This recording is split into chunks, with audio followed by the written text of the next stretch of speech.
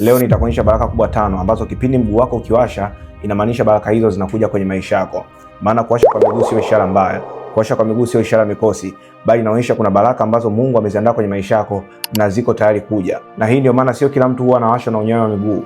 Ndio maana sio kila wakati unyayo wa mguu wa mtu huwa unawasha, bali huwa inatokea muda na muda, huwa inatokea kipindi na kipindi.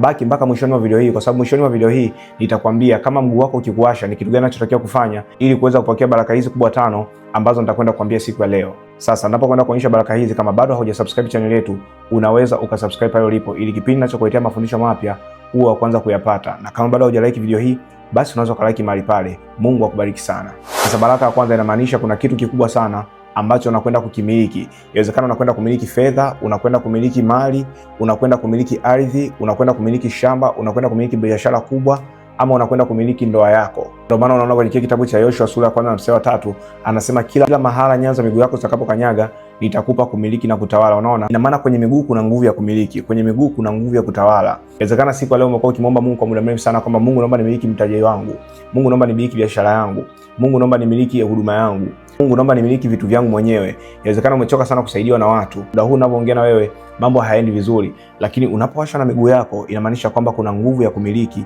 vitu ambayo Mungu anayachia kwenye maisha yako. Muda sio mrefu kuanzia sasa unakwenda kumiliki kitu cha kwako, unakwenda kumiliki biashara yako kwako, unakwenda kumiliki watoto wako kwako. Inawezekana ulikuwa ni tasa, ulikuwa upate watoto, lakini unapoona miguu inakuwasha inamaanisha kuna jambo kubwa sana ambalo unakwenda kulimiliki siku ya leo. Kama inawezekana unamuomba Mungu ndoa na mahusiano yamekuwa ni shida sana kwenye maisha yako, lakini unapoona mguu unakuwasha inamaanisha kwamba umekaribia kwenda kumiliki ndoa kwako. Hii ni ishara ya kinabii ambayo Mungu huwa anatumia kwa watu ambao wanakwenda kumiliki vitu. Lakini baraka ya pili inamaanisha kwamba Mungu anaachilia nguvu ya kuwashinda adui zako. Inawezekana kuna adui anapiga sana uchumi wako, kuna adui anakusema sana, kuna adui ambaye yuko anaharibu kazi yako, kuna wachawi ambao wamejipanga siku leo kwenye maisha yako, wanatamani kuharibu hicho kitu ambacho uko nacho, kuharibu hiyo biashara ambayo uko nayo, kuharibu hiyo kazi ambayo uko nayo.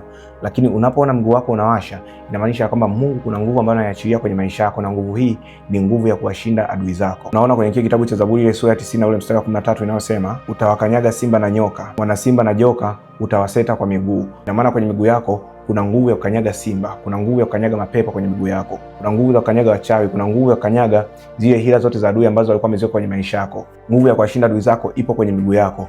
Nguvu ya kuwatesa watesi wako ipo kwenye miguu yako. Kwa mfano, unaweza kuwa unapitia situation fulani ambayo wafanyakazi wenzako kule kazini wanakupiga sana vita. Uelewi ni kwa nini wanakupiga vita. Watu wanakuchukia pale kazini bila sababu, watu wanakuzushia maneno ya ajabu, lakini ghafla unaona miguu yako inaanza kuwasha. Hii inamaanisha kwamba Mungu atakupa ushindi juu ya hawa wafanyakazi wenzako, atakupa ushindi juu ya hawa adui ambao wanakuinukia kwenye eneo lako la kazi.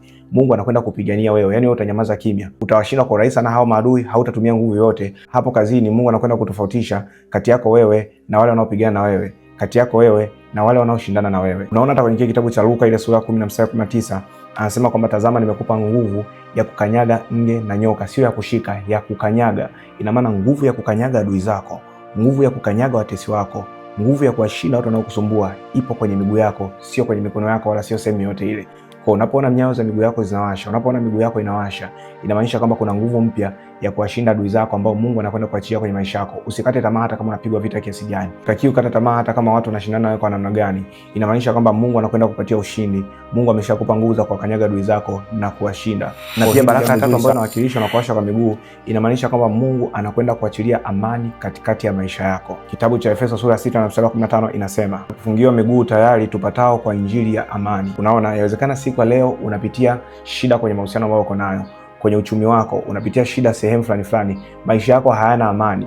Mbele za watu unaonekana kwamba una amani, mbele za watu unaonekana kwamba unacheka, mbele za watu unaonekana uko sawa kabisa, lakini ndani ya maisha yako wewe kama wewe hauna amani kabisa, unateseka, unapitia majaribu, unapitia changamoto kubwa. Lakini unapoona miguu inawasha inamaanisha kwamba kuna amani fulani ambayo Mungu anakwenda kuachilia. Anakwenda kupatia amani kwenye hiyo unalofanya, anakwenda kupatia amani kwenye mahusiano ambayo uko nayo, anakwenda kupatia amani kwenye ndoa ambayo uko nayo. Inawezekana pale nyumbani kwako wewe na mume wako kila siku ni ugomvi. Inawezekana pale kazini wafanyakazi wa mwelewani mnapigana vita kila siku. Lakini unapoona miguu yako inawasha inamaanisha kuna amani ambayo Mungu anakwenda kuiachilia kwenye maisha yako. Kuna amani ambayo Mungu anakwenda kuachilia kwenye eneo lako la kazi. Kuna amani ambayo Mungu anakwenda kuachilia kwenye eneo lako la ndoa. Kuna amani ambayo Mungu anakwenda kuachilia kwenye eneo lako la biashara. Kwa sababu si kila wakati mwanadamu anakuwa anahitaji sana fedha, si kila wakati mwanadamu anakuwa anahitaji sana kufanikiwa, lakini kuna nyakati ambazo mwanadamu anakuwa anahitaji kupata amani tu. Unapokosa amani kwenye maisha yako, hivi vitu vyote ambavyo unakuwa unavimiliki vinakuwa havina maana tena. Lakini baraka ya 4 ambayo inawakilisha na kuwasha kwa miguu yako, inamaanisha kwamba Mungu anaachilia nguvu ya kufanikiwa kwenye maisha yako na kutimiziwa yale yote ambayo ulikuwa umeahidiwa na watu. Kwa mfano, kuna watu mko mahali hapa huwa mna tabia ya kuahidiwa vitu sana na watu, lakini watu wanavyoahidi vitu hawakumbuki. Watu wanaahidi vitu lakini hawafanyi kwenye maisha yenu. Kuna mtu anaweza kawa yupo kwako, anakuahidi kwamba anataka kukupatia mtaji, anaahidi kwamba atakupatia pesa, anaahidi kwamba atakusapoti ili wewe uweze kuinuka, lakini kitu kile ambacho mtu huyu anakuahidi kinaishia tu kuwa ahadi, lakini hakiwi kitu halisi kwenye maisha yako. Na umekuwa ukijiuliza kwa muda mrefu, mbona watu wengi wananiahidi sana vitu, lakini vile vitu ambavyo wanaahidiwa havitimii kabisa. Watu wananiambia kwamba watanifanyia vitu vingi, watu wananiambia kwamba watanisaidia. Watu ambao wananiahidi vitu wana uwezo wa kufanya kwenye maisha yangu. Ndugu zangu wengi wana pesa, wana uwezo wa kunisaidia. Huyu mwanaume ambaye niko naye, huyu mwanamke ambaye niko naye ana uwezo wa kunisapoti, lakini mbona anisapoti? Hii ni kwa sababu kuna nguvu kwenye maisha yako imeondoka. Lakini unapoona miguu yako inawasha, hongera. Inamaanisha kwamba vile vitu ambavyo ulikuwa umeahidiwa sana watu kwa muda mrefu na ulikuwa hujavipokea, watu wanakwenda kutimizia. Zile ahadi ambazo watu walikuwa wanakuahidi lakini walikuwa hawakumbuki kuzifanya, wanakwenda kukufanyia siku ya leo, wanakwenda kutimizia siku ya leo. Unapoona kitu cha namna hiyo, hongera sana. Kuna ahadi mpya ambayo Mungu anaachilia kwenye maisha yako. Kuna kitu kipi ambacho Mungu anakiachilia kwenye maisha yako siku ya leo. Unaona kwenye kile kitabu cha Kumbukumbu la Torati sura 11 mstari 24 inasema, kila mahali mtakapokanyaga kwa nyayo za miguu yenu patakuwa penu. Unaona, hii ni ahadi ambayo Mungu anawapa wana wa Israeli, ya kwamba kila mahali ambapo atakanyaga patakuwa kwao. Inamaanisha kwamba alikuwa ameachilia nguvu ya kufanikiwa juu ya taifa la Israeli, lakini pia Mungu alikuwa anaachia ahadi kwenye maisha yao. Alikuwa anaachia ahadi kwenye kizazi chao, ya kwamba kila mahali ambapo atakapokanyaga patakuwa pao. Kuna nguvu ya kufanikiwa ambayo inaachia kwenye maisha yako. Hii pia ni ishara kwamba lolote lile unalokwenda kulifanya, unaweza kuanza kulifanya kuanzia sasa, kwa sababu lolote lile utakalolifanya litakwenda kufanikiwa. Hautashinda na kitu chochote. Hakuna jambo ambalo utakaloanzisha na litaishia katikati. Hakuna jambo utakalolianzisha na litaishia njiani. Sasa ninapokwenda kuonyesha baraka ya 5, kama bado haujasubscribe channel yetu, unaweza ukasubscribe pale ulipo. Na kama bado hujalike video hii, basi unaweza ukalike mahali pale. Na baraka ya 5, unapoona miguu yako inawasha, inamaanisha kwamba Mungu anakwenda kusimamisha na kukuinua juu sana. Kitabu cha Zaburi ile sura 18 na mstari wa 33 inasema, miguu yangu anaifanya kuwa ya kulungu na kunisimamisha mahala pa juu. Inamaanisha kwamba Mungu anakwenda kusimamisha kwenye ile jambo unalolifanya. Kama ni biashara ambayo unaifanya kwa muda mrefu sana, biashara yako imekuwa ni biashara ambayo unashindwa kusimama. Kwa muda mrefu sana biashara yako imekuwa ni biashara ambayo inashindwa kuinuka. Kwa muda mrefu sana biashara yako imekuwa ni biashara ambayo inabaki sehemu moja. Lakini sio hivyo tu, ya kwamba ile unalolifanya unakwenda kuinuka na kuongezeka. Kama kazini ulikuwa upati cheo, inamaanisha kwamba unakwenda kupata cheo na kuinuka.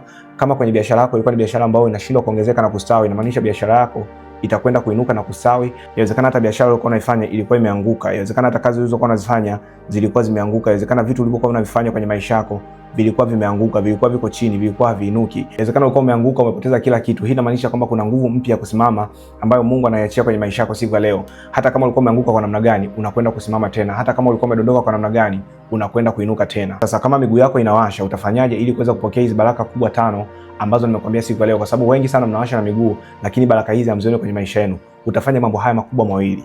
Jambo la kwanza, utafungua kwenye kitabu cha Isaya sura ya 14 na ule mstari 24 inayosema, Bwana wa majeshi ameapa akisema, kama nilivyoazimia ndivyo itakavyokuwa, na kama nilivyokusudia ndivyo itakavyosimama. Utaingia kwenye maombi mafupi, utasema, Baba, kwa mamlaka ya jina la Yesu, lolote ambalo umekusudia kwenye maisha yangu, baraka zote ambazo umeamua kwenye maisha yangu, Baba, natamka kwamba kama ulivyokusudia ndivyo itakavyokuwa kwenye maisha yangu. Hakutakuwa na nguvu yoyote ya kuipinga, hakutakuwa na nguvu yoyote ya kuizuia, kwa mamlaka ya jina la Yesu Kristo ambaye hai. Amen. Na jambo la pili, utafungua kwenye kile kitabu cha Ayubu sura ya 42 na mstari wa 2 inayosema, najua ya kuwa waweza kufanya mambo yote na makusudi yako hayawezi kuzuilika kamwe. Kwa utaingia kwenye maombi, utasema, Baba, kwa mamlaka ya jina la Yesu, kuna baraka ambazo nataka kuachia kwenye maisha yangu. Kama ulivyoamua kwenye maisha yangu, makusudi yako hayawezi kuzuilika kamwe kwenye maisha yangu. Kuanzia sasa, kwa mamlaka ya jina la Yesu, lolote ambalo umepanga litendeke kwenye maisha yangu, Bwana, itakwenda kutendeka kuanzia sasa katika jina la Yesu Kristo ambaye hai. Amen. Na kuhakikishia utakapofanya mambo haya mawili ambayo nimekwambia siku ya leo mahali hapa, kiwa miguu yako inakuwasha, zile baraka zote 5 ambazo nimekutajia zitakuwa za kwako mara moja. Na kama umejifunza kitu kupitia video hii, basi niandikie pale kwenye comment section ya kwamba nimejifunza kitu. Lakini pia kama unataka kujiungamanisha na baraka hizi na maombi haya ambayo nimekuambia mahali hapa, unataka kujiungamanisha kwa njia ya sadaka yako, unaweza kujiungamanisha kupitia namba ambazo unaziona hapo chini kwenye screen yetu. Na utakapokuwa unajiungamanisha na sadaka yako, Mungu akubariki na Mungu aachilie baraka zote kwenye maisha yako kuanzia sasa kwa mamlaka ya jina la Yesu Kristo ambaye hai. Amen. Lakini pia kama una tatizo lolote, una shida yoyote na unataka kuweza kuwasiliana na mimi, unaweza kuchukua namba zetu za simu ambazo zinaonekana upande wako kulia wa chini wa screen yako. Lakini pia kama umebarikiwa na ujumbe wa leo, unaweza ukashare video hii kwa ndugu jamaa na marafiki, ili na wao pia waweze kufaidika kama ulivyofaidika kupitia video hii. Na muda huu tumefikia mwisho wa video hii. Kama bado hujasubscribe channel yetu, unaweza ukasubscribe pale ulipo, ili kipindi ninachokuletea mafundisho mapya ukawa wa kwanza kuyapata. Na kama bado hujalike video hii, basi unaweza ukalike mahali pale. Mungu akubariki sana. This is Apostle Deusi Sengo. Amen. Shalom. Peace.